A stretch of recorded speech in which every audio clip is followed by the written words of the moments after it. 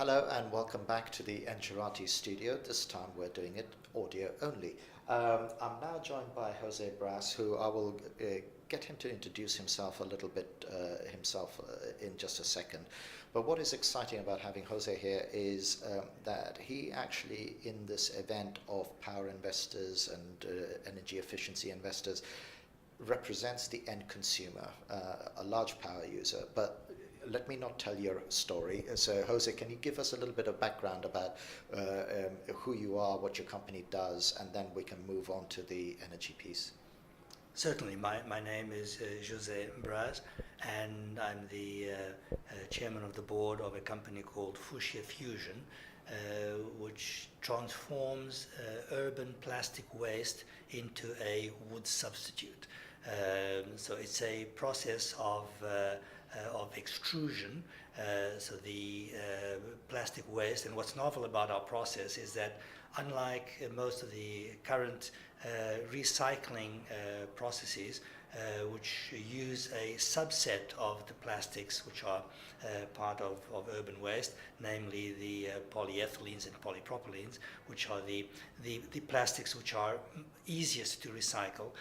Our process actually recycles the whole lot. So the advantage is that one doesn't have to go through the rather expensive process of separating only the PE and PP from the other plastics. We take the full bundle of mixed plastics that come from the sorting stations, and the whole lot is transformed into a product we call Prodelix, which from the Portuguese means produto derivado do lixo, or product made from waste. And so if I'm hearing this correctly, it's literally there's minimal pre-processing in terms of the waste you get. You then turn that into something useful, which, as you mentioned off air, is a type of replacement for wood. Can you just very briefly just tell us what the end product is as well? Certainly. Well, as you mentioned, the processing is minimal, but there is some processing because one's talking about urban waste, which of course is all sorts of impurities and organic products mixed. So there's a washing process, and then a sort of chopping up process, and a drying process. Because the extrusion process requires an input that is totally moisture free. Otherwise gases form up, etc. So it has to be, there is some treatment of it, converting the bags and the tennis shoes, etc., into little flakes of dried clean plastic. And this then is put through an extrusion process and produces a product which can replace wood in wooden poles or wooden fencing or even flooring, or, for example, can replace stone in terms of curbside stones. So it's anything that that requires something that's very solid and resistant can be made from this product. And as we don't have video, I am, as you say, imagining a type of brick. Would that be a That's fair one possible. It's It's an extrusion process, but it can be formed into whatever the mold will take. So normally it will be produced in continuity into molds that are linear, but it can also be transformed into odd-shaped products, either bricks or slabs or poles or stakes, or basically whatever one's purpose is. So let's now fast track as to why we're here at an energy efficiency event, and let me summarize what I've heard so far. You are effectively taking raw materials, and you mentioned before this interview, in some instances you get paid to take them. So right. Unlike other businesses, your raw materials don't cost you anything. They have a negative price. Negative price, and you output something that costs someone else something, so you've got a positive price. Right. So it's a true sort of circular economy business model. Absolutely. But I would imagine that when you look at your balance sheet, there's one item that is sticking out like a sore thumb, and yes. with having to wash things still, and extrusion processes are not, they need energy. So the energy part of Right. it must be your highest line item, right? You're absolutely right. That's why I'm here today, because as you said, our inputs are cost free.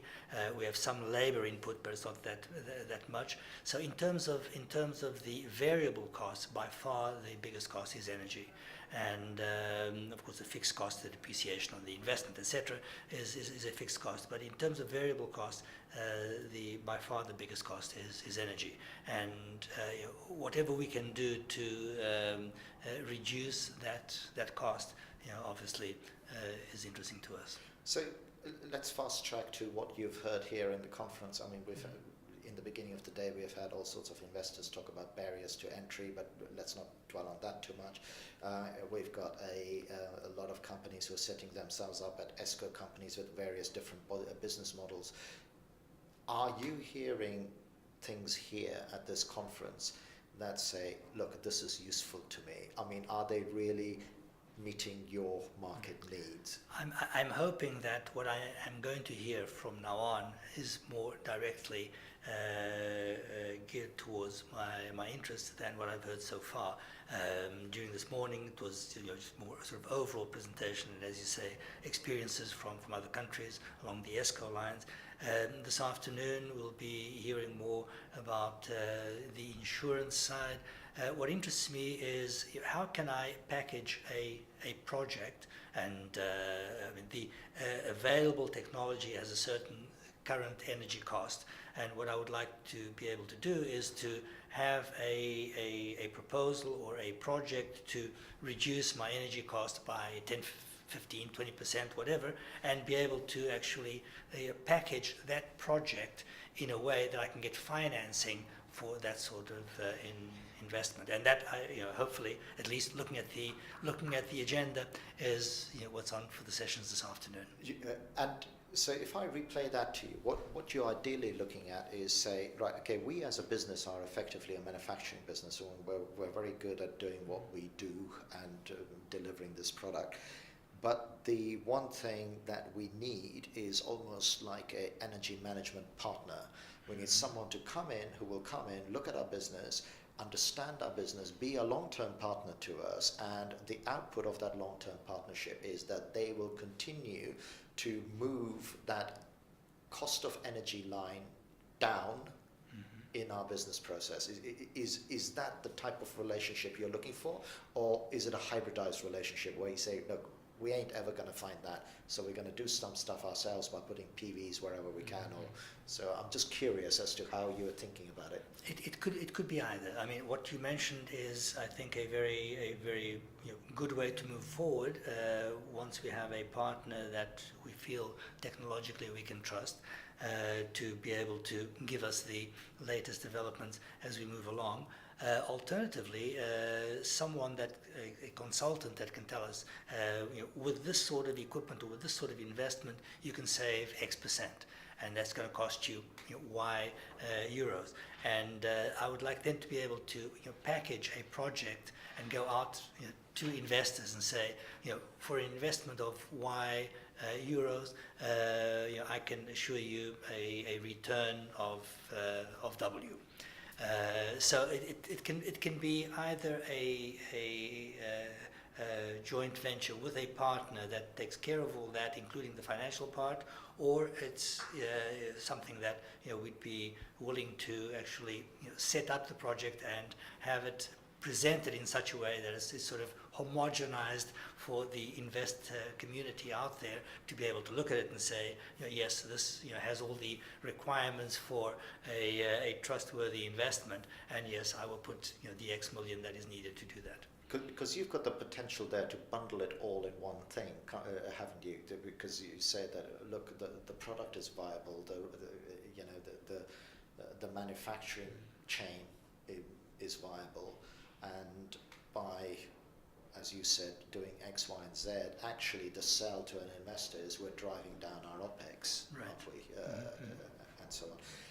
But it still seems to me that kind of as we're getting to the end of our time, and these are my words, I still feel there is a gap out there in people offering solutions that really fit your needs, and I don't mean you specifically, but a This type of DNA, need, this yes, type, yes, this type of need. I don't feel like the market has entirely maybe done its due diligence. It's going after the low-hanging fruit of, hey, you've got 20,000 incandescent light bulbs. Let Right, us yeah. sell you some LEDs.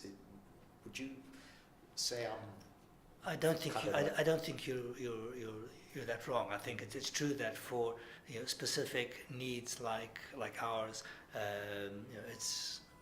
it's not readily available out there. And I'm hoping that the sort of issues we're talking about here, about standardizing the formats, about making it clear what sort of information the investor community needs, if possible with insurance covering some of the risks. I think we're heading in the right direction. We're not quite there yet. And Jose, on that note, we'll leave it. And thank you very much for listening to this interview. Thank you for the opportunity.